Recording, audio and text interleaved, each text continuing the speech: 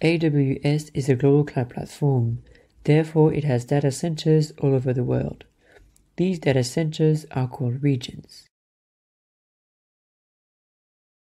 As you can see on the map below, the regions that are already active are shown in blue, and those that are being created are shown in orange. To identify these regions, there is a naming convention.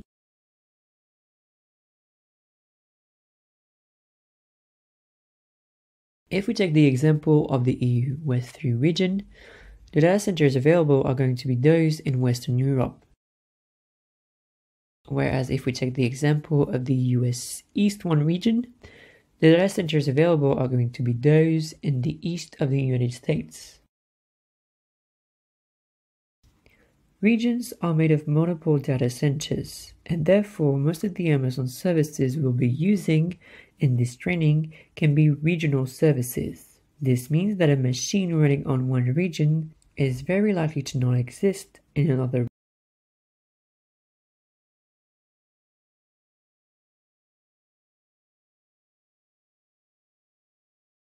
In the console, you can see the geographical area associated with each of these regions.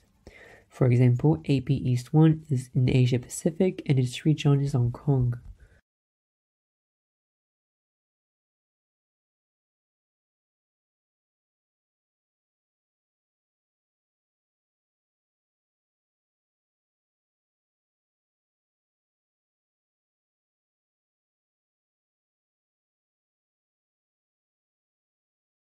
Each region has several availability zones, often 3, with a minimum of 2 and a maximum of 6.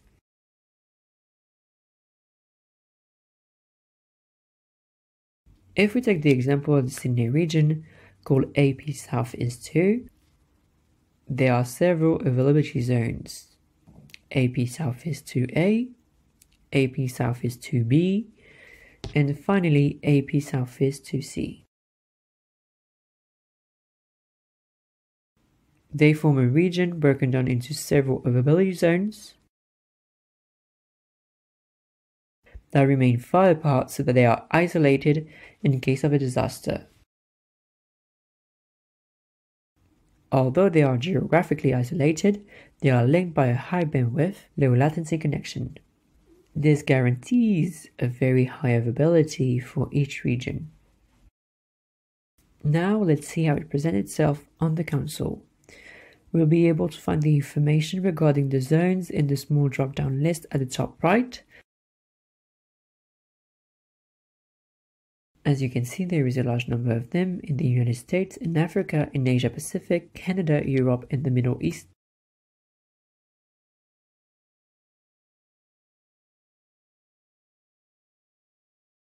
For this course, I invite you to select a region that is near your location.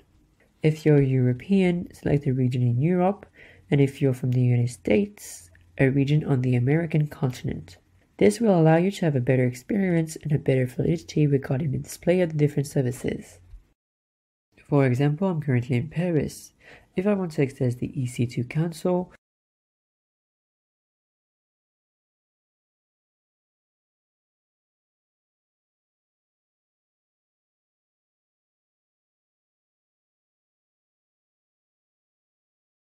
the response time is increased. If I'm in the United States and California,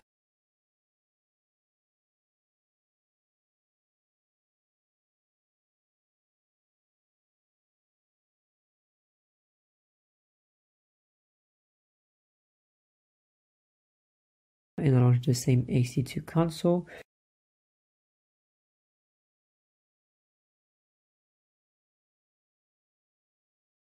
the process takes longer. There is a real difference when you are very close to your region and when you are very far from it. As we saw earlier, EC2 is a regional service. For example, if I create a resource in California, it will not be available in the Europe-Paris region.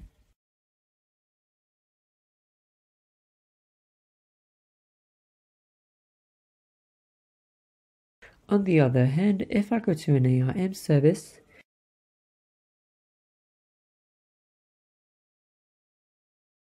right here we'll be able to see the list of regions, meaning that we are going global. All the modifications that we can make in the management of users and accesses will be applied at a global level. In other words, they will be effective for all zones. We will now look at how the global AWS infrastructure works. It is important to understand how the company is organized in order to use AWS in the right way.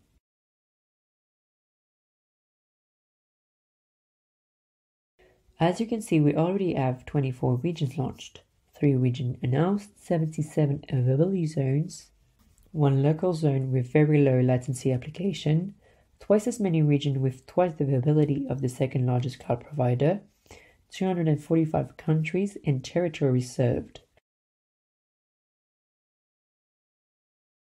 97 direct connect locations, as well as 216 points of presence around the world.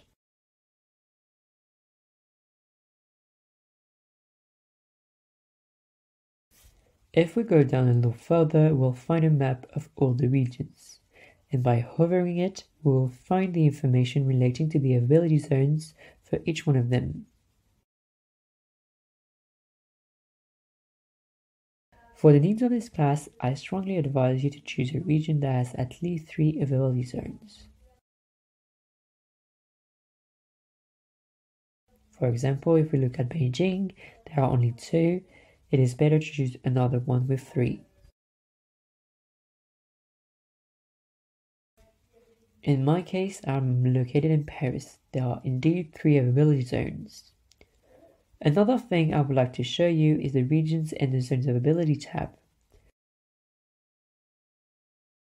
The details that appears is related to each area. You can find the information you need regarding North and South America, Europe, the Middle East, Africa, Asia, and the Pacific.